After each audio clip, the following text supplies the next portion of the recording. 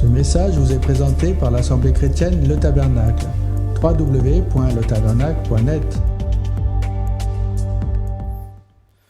Donner un message à l'Église n'est pas quelque chose de toujours évident à faire, parce que il faut que nous puissions être à l'écoute de ce que le Saint-Esprit nous dit, être à l'écoute de ce que le Seigneur veut. De quoi est-ce que l'Église a besoin aujourd'hui? Pas qu'est-ce qu'elle avait besoin hier, qu'est-ce qu'elle aura besoin demain. Le Seigneur nous demande de donner à l'Église ce qu'elle a besoin aujourd'hui. Alors, je me réjouis dans mon cœur parce que quand on entend des chants de louanges qui sont en coordination avec ce qu'on désire apporter, eh bien, je remercie le Seigneur dans mon cœur d'avoir déposé ça, parce que pour moi, ça signifie que quelque part, c'était ce que lui voulait donner à son Église. Alors ce matin, j'ai une question pour chacun d'entre nous. Dans notre marche avec le Seigneur, en qui plaçons-nous notre confiance? Est-ce que parfois nous avons tendance à trop la placer envers les hommes, ou est-ce que vraiment nous la placions entièrement dans le Christ, notre Seigneur et Sauveur, celui qui nous a tendu la main le premier et qui nous connaît de toute éternité? Si j'avais sur mon cœur de vous apporter ce message, c'est parce que je suis passé par ces choses-là, où au début, j'avais tendance à plus m'appuyer sur l'homme que sur le Seigneur lui-même. Et un jour, notre serviteur Francis m'a dit: « En qui as-tu confiance? Envers les hommes ou envers Dieu ?» Et là, du coup, j'ai dû me remettre en question, m'analyser moi-même et me dire, oui, à l'heure actuelle, j'ai plus tendance à m'appuyer sur l'homme plutôt que d'abord m'appuyer sur le Seigneur. Et parfois, dans certaines circonstances de nos vies, dans certaines situations, même parfois inconsciemment, nous aurons tendance à d'abord nous appuyer sur l'homme avant de vraiment nous appuyer sur Dieu.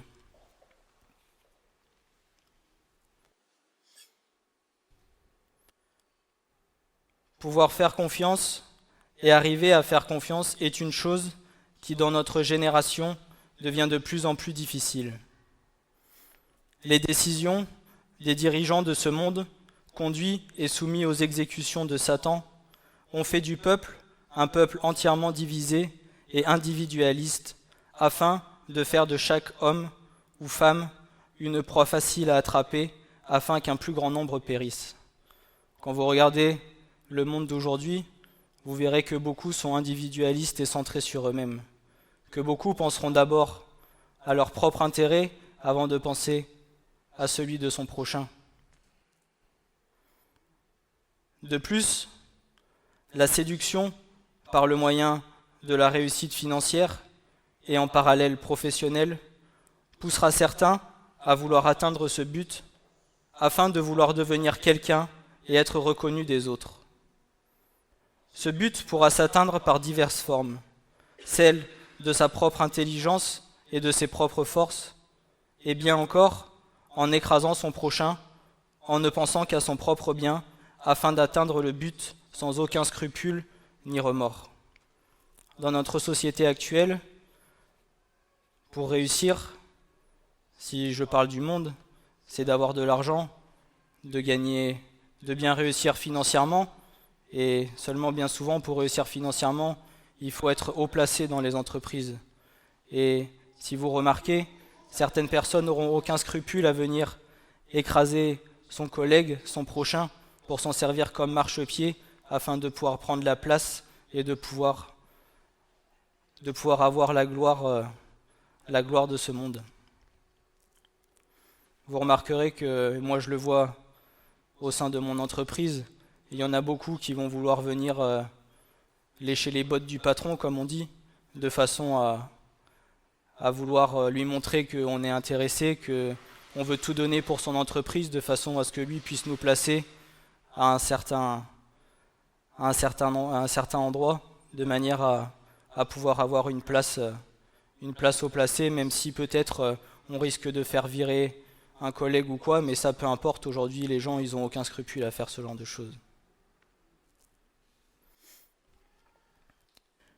Il en est de même pour un enfant de Dieu et pour la vie de l'Église. Sur qui nous appuyons-nous réellement ? Que ce soit pour toutes circonstances de nos vies, que ce soit pour nos épreuves, que ce soit quand nous avons besoin de soutien, que ce soit pour chacun de nos projets, que ce soit dans le service, que ce soit dans les conseils. Cherchons-nous d'abord la source auprès de celui qui nous a aimés le premier, qui connaît toutes choses et qui a réponse à toutes nos interrogations ? Ou allons-nous d'abord chercher auprès des hommes qui peut-être ne seront pas de bons conseils ? En qui notre confiance est-elle prioritaire ? Quand je dis ça, je ne dis pas qu'il faut radier les hommes de notre vie et ne pas faire confiance aux hommes. Non, c'est pas ce que je suis en train de dire. C'est dans nos cœurs, à qui en priorité plaçons-nous notre confiance ? D'abord, nous remettons les choses au Seigneur et ensuite nous le laissons agir et après, nous demandons conseil à nos frères, à nos sœurs, à nos parents, à nos membres proches ? Ou est-ce que d'abord, nous allons faire confiance à l'homme et ensuite remettre les choses à Dieu ?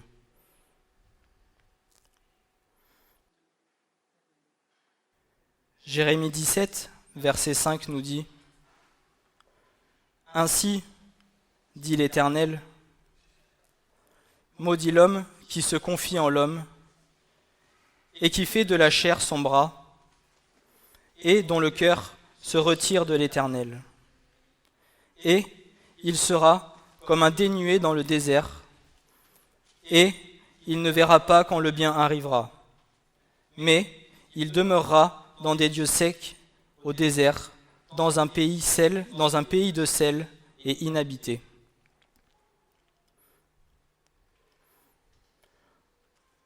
Le mot que Dieu dit à Jérémie ici est fort, c'est « maudit l'homme ».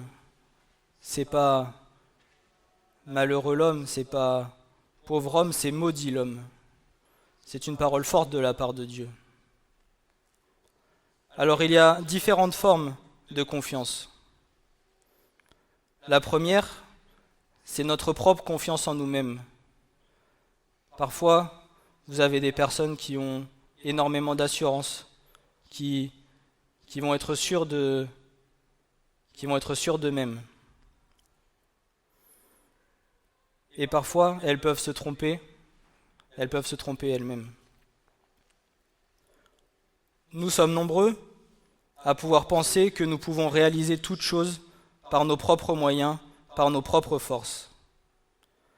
Dans certaines situations ou projets de nos vies, nous n'irons pas forcément demander conseil à Dieu en amont et remettre notre projet en prière afin que lui nous conduise sur le droit chemin.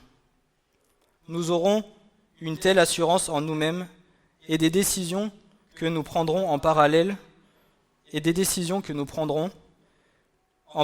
un peu d'orgueil caché, que nous penserons être autosuffisants et ne pas avoir besoin de Dieu. Seulement, cette assurance est bien souvent de courte durée, car comme beaucoup d'entre nous sommes témoins, tout ce qui n'a pas été soumis à Dieu est souvent voué à l'échec.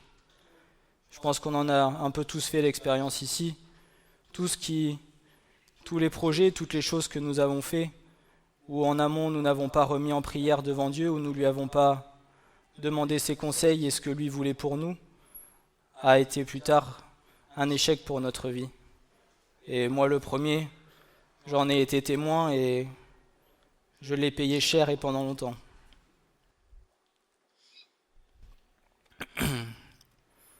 Et quand j'ai écrit ces choses, j'ai repensé à une sorte de bande dessinée que j'avais vue. C'était quand on est trop jeune pour penser à Dieu. Quand on est au travail, qu'on est occupé, on est trop occupé pour penser à Dieu. Et ensuite, quand on est dans la boîte, c'est trop tard pour penser à Dieu.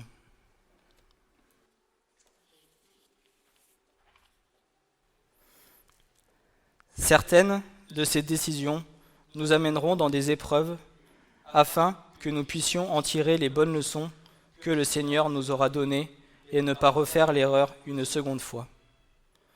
Dieu est tellement bon et tellement miséricordieux qu'il fera de cette épreuve quelque chose pour nous aider à grandir, pour nous aider à comprendre l'erreur que nous avons faite, de manière à plus tard ne pas refaire la même chose et pouvoir vraiment d'abord se confier en lui avant de prendre toute décision. Proverbe 3, versets 5 à 6 nous dit « Confie-toi de tout cœur à l'Éternel et ne t'appuie pas sur ton intelligence. Dans toutes tes voies, connais-le et il dirigera tes sentiers. »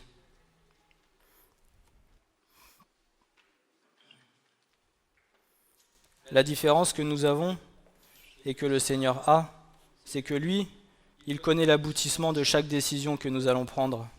Nous prenons une décision à un instant T, mais nous ne savons pas les répercussions qu'il y aura sur les mois, sur les années qui viennent.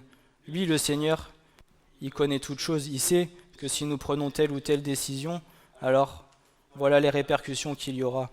C'est pour cela que si nous demandons en amont les conseils auprès de Dieu, eh bien, nous prendrons la bonne voie et toute bonne chose sera faite pour lui.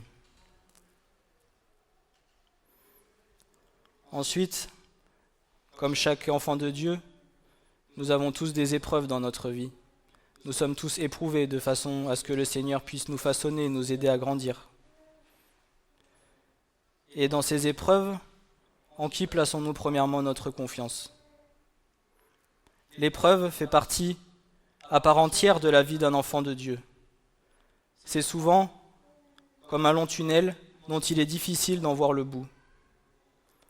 Notre manque de foi et de confiance en Dieu fera que nos propres pensées charnelles en viendront prendre le dessus et nous laisserons tourner en rond dans le désert. Même dans l'épreuve, nous avons bien souvent du mal à déposer les armes. Plutôt que de se débarrasser de notre fardeau et laisser le Seigneur agir, nous allons aller jusqu'à épuisement de nos forces.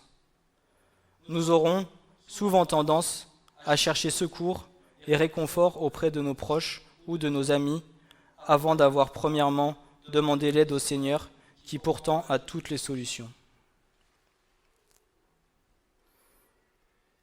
J'ai connu beaucoup de personnes qui, pendant les moments difficiles, sont premièrement allés se confier auprès de frères, auprès de sœurs, auprès de membres de la famille. Seulement, parfois nous sommes bien souvent déçus des conseils que nous recevons et parfois même du comportement et de la réaction de la personne. Il peut arriver que nous ne sommes pas bien, que nous allions demander de l'aide et que cette personne nous rejette et dise qu'elle ne veut pas nous aider. Ou même parfois, nous prenons cette personne comme un confident, une confidente, et malheureusement, même dans l'église, du jour au lendemain, cette personne nous tourne le dos et nous nous retrouvons seuls. Et là, la pilule est dure à avaler, comme on dit. C'est pour cela que placer premièrement notre confiance en Dieu fera que nous ne serons jamais déçus. Parce que lui, il sera le même hier, il sera le même aujourd'hui et il sera le même demain. Son amour ne changera jamais. Tandis que l'amour de l'homme envers nous, vous ne savez pas demain ce qui peut se passer, même chez les chrétiens, vous ne savez pas un jour ce qui se passe dans la tête. Ils vous tournent le dos, ils s'en vont et vous vous retrouvez seul. Et pour ma part, j'ai tellement appris à être déçu des hommes que faire confiance pour moi aujourd'hui envers une personne, c'est très difficile. Il me faut beaucoup de temps, mais voilà, le Seigneur a permis ces choses pour que je ne sois jamais déçu et qu'à l'heure actuelle, je ne puisse m'appuyer que sur lui. Mais croyez pas que j'ai pas eu des moments difficiles.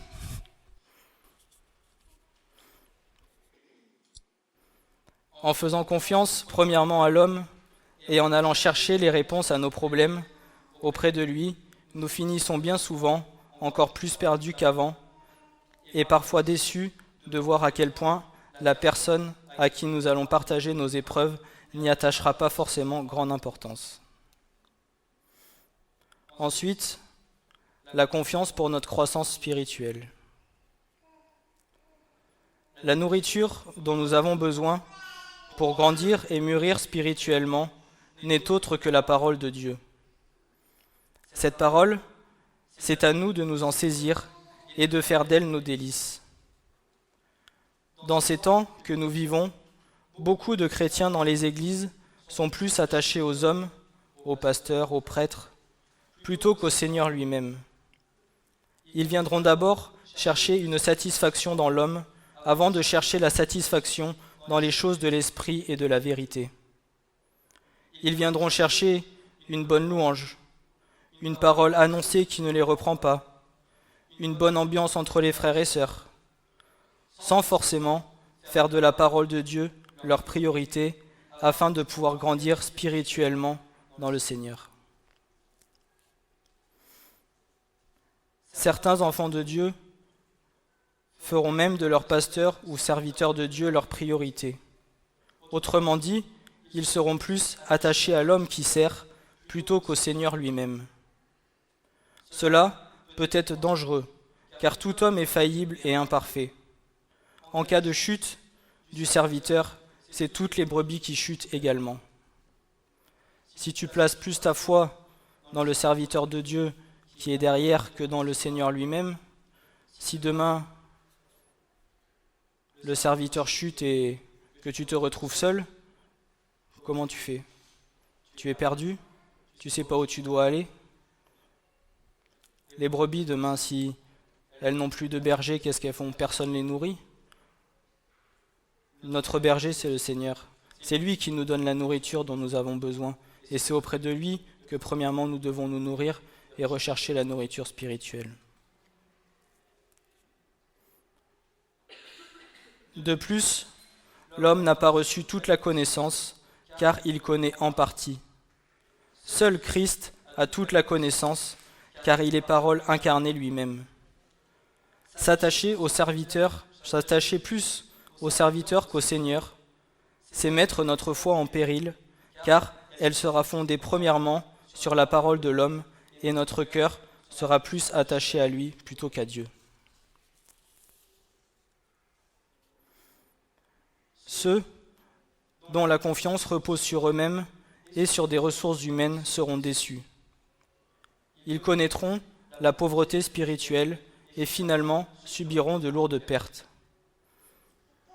Ils iront chercher refuge auprès de sources taries qui ne pourront pas venir les rassasier comme ils en auraient besoin et finiront par se lasser et s'éloigner définitivement de Dieu. Ceux dont la confiance est d'abord en l'homme fera que son cœur n'appartiendra pas à Dieu premièrement et viendront d'abord servir l'homme avant de servir le roi des rois. Le prophète Ésaïe, dans son chapitre 2 et verset 22, nous dira « C'est pourquoi, cessez donc de vous confier en l'homme, dont la vie ne tient qu'à un souffle. Car, quelle est sa valeur ? Quelle est la valeur de ta vie aujourd'hui ? À quoi tient ta vie ?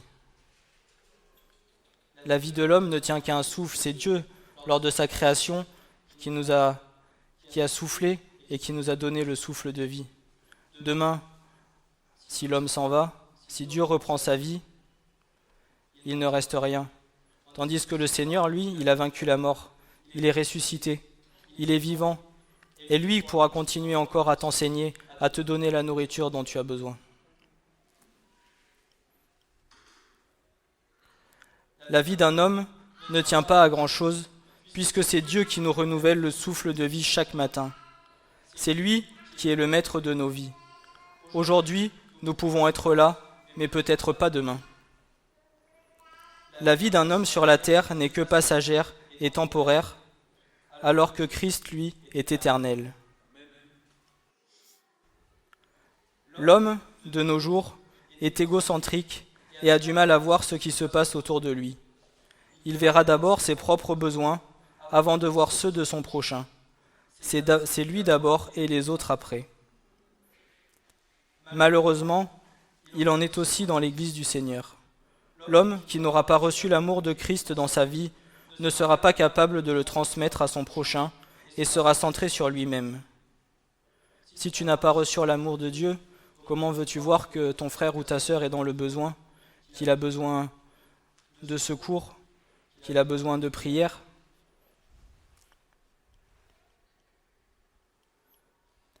Celui qui prend la chair pour son appui se satisfait de ses capacités personnelles au point qu'il ne reste aucune place pour le secours de Dieu. Ce faisant, il se condamne à une vie stérile qui se réduit à la lutte pour la simple survie, tout comme une plante du désert que son environnement empêche de s'épanouir. Cette confiance en la chair bannit du cœur la confiance en l'Éternel. Si tu vas chercher ton secours et ton soutien et ta confiance dans des sources taries, comment veux-tu que la plante pousse et porte du fruit ?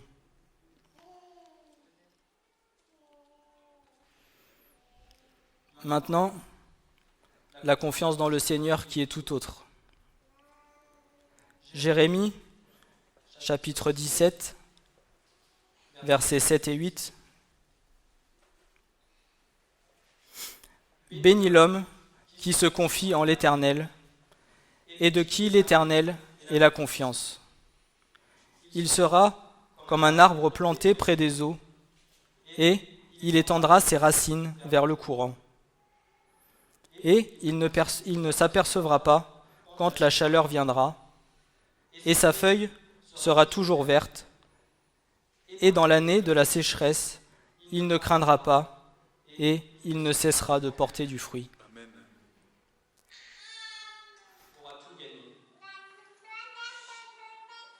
Qui pourrait mieux nous connaître que celui même qui nous a créés ?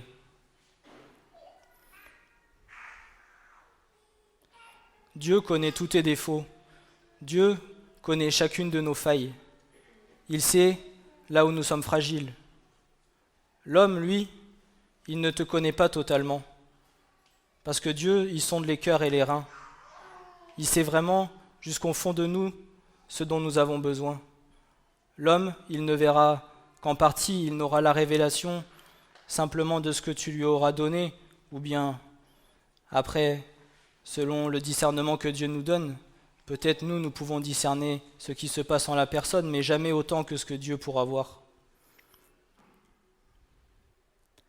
Qui pourrait mieux connaître nos souffrances et nos épreuves que celui qui s'est fait homme sur la terre, qui a été éprouvé par Satan, qui a été rabaissé et crucifié par les hommes à Golgotha, par qui nous avons été rachetés par son sang, afin que nous, aujourd'hui, nous ayons la vie.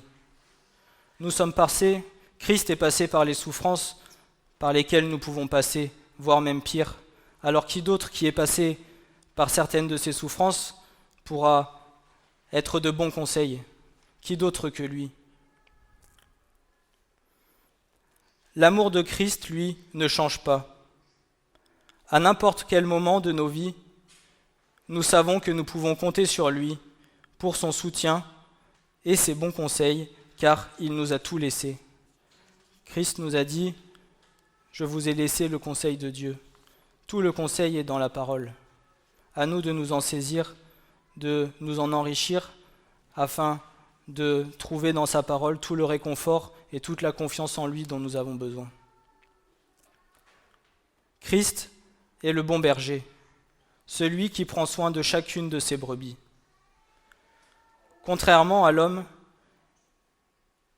il s'est sacrifié lui-même à la croix et prend soin de chacun de nous. Il connaît chacune d'elles par son nom, et ayant un amour, une affection particulière, une fidélité constante à leur égard, nos noms sont gravés sur les paumes de ses mains.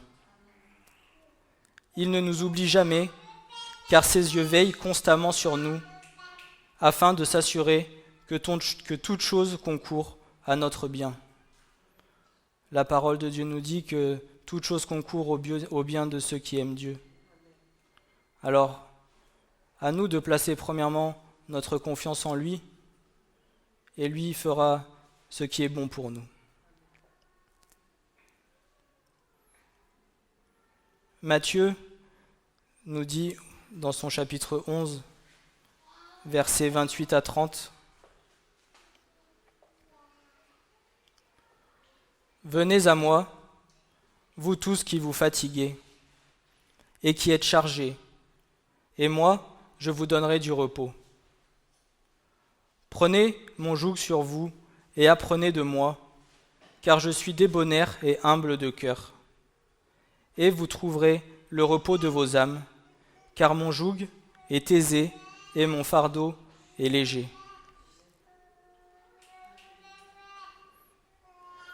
Christ nous invite à lui déposer tous nos fardeaux à ses pieds et surtout ne pas les reprendre.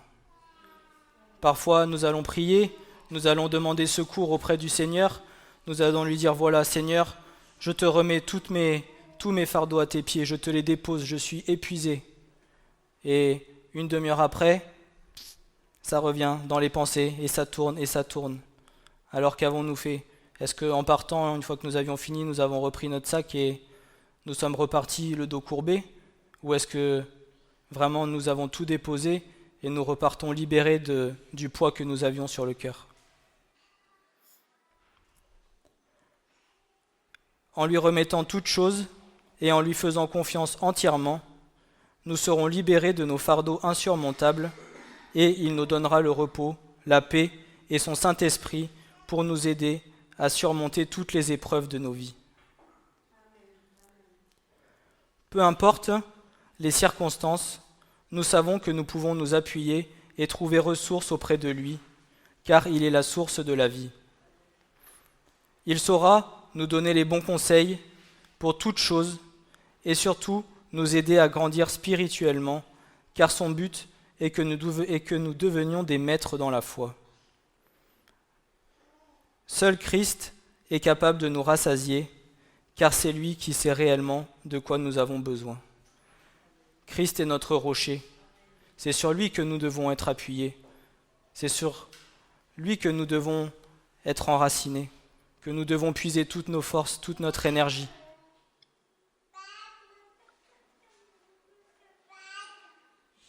Jean 4, versets 13 et 14. « Quiconque boit de cette eau aussi aura de nouveau soif.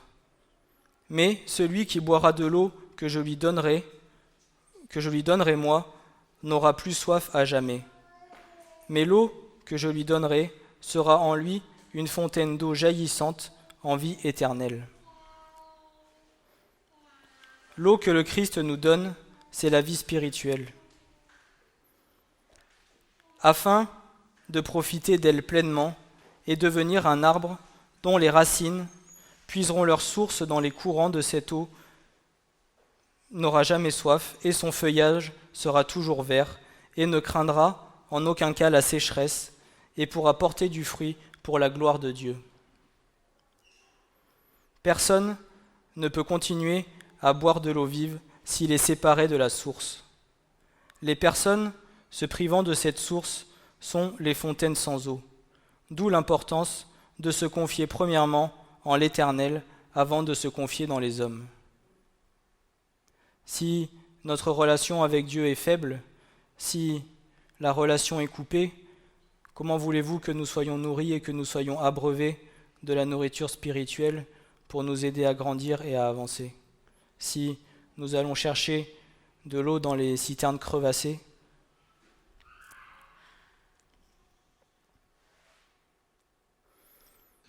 ceux qui se confient et s'épanouissent en Dieu, tel un arbre florissant dont la feuille ne flétrit point, seront bénis et finiront par être récompensés par un héritage divin.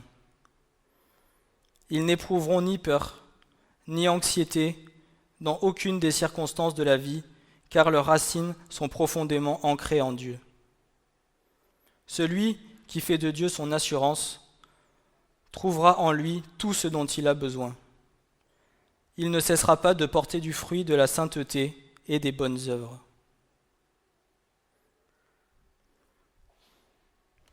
Le psaume 37, versets 3 à 9 nous dit « Confie-toi en l'Éternel et pratique le bien.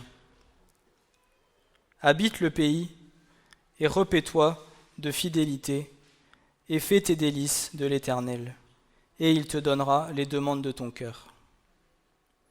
Remets ta voix sur l'Éternel, et confie-toi en lui, et lui, il agira. Et il produira ta justice comme la lumière, et ton droit comme le plein midi.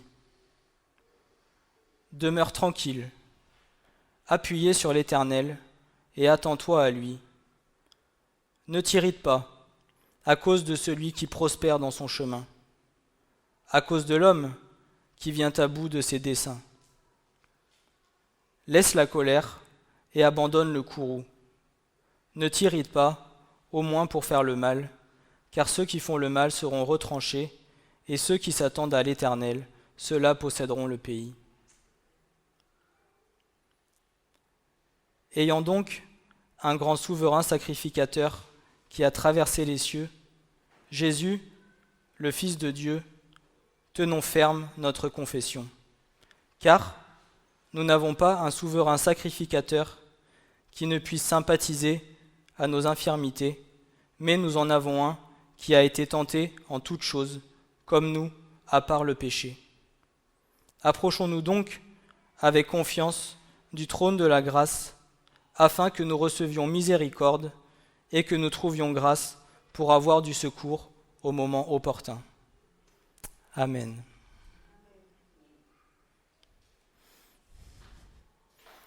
Christ est notre secours, Christ est notre forteresse, notre bouclier. C'est auprès de lui que nous devons nous confier, que nous devons placer toute notre confiance afin de ne pas chuter.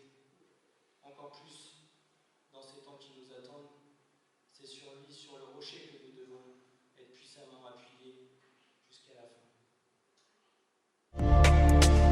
fin. Ce message vous a été présenté par l'Assemblée chrétienne Le Tabernacle. www.letabernacle.net